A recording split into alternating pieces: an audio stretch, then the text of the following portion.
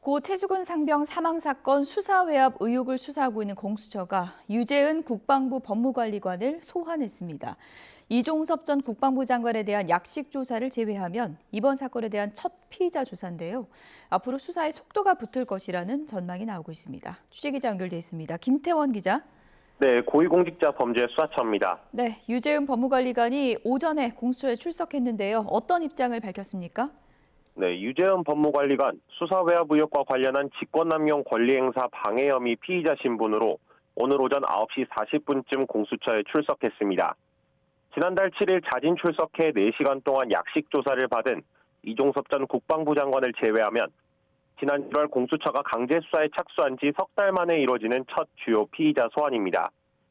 유 법무관리관은 수사 외압에 관여했는지를 묻는 기자들에게 조사에서 성실히 답변하고 관련 의혹에 대해 충분히 밝힐 것이라고 짧게 입장을 밝혔는데요. 직접 들어보시겠습니다. 박정훈 대령은 각각 혐의 사실 빼고 사실관계는 보고서에 넣어라 이렇게 전화가 왔다고 하는데 어떻게 좀 생각하세요? 저 오늘 성실히 답변 드릴 거고요. 네, 조사기관에서 충분히 밝힐 겁니다. 유 관리관은 최상병 수사 외압 대부분에 관여한 의혹의 핵심으로 지목된 인물입니다.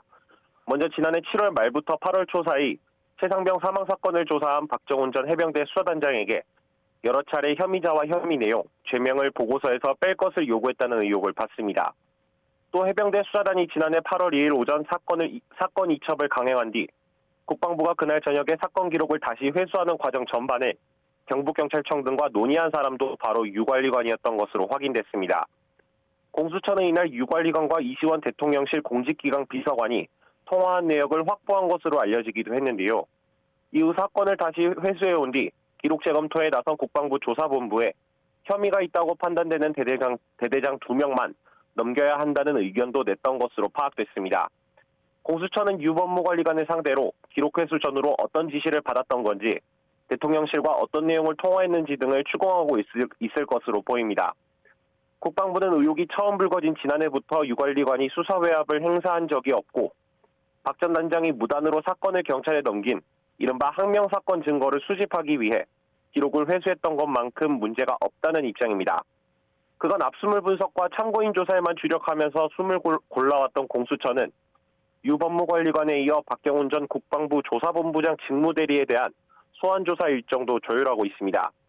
또 오늘 조사 결과 등을 토대로 이종섭 전 국방부 장관 등 이른바 의혹 윗선에 대한 수사에도 속도를 낼 것으로 보입니다. 지금까지 공수처에서 전해드렸습니다.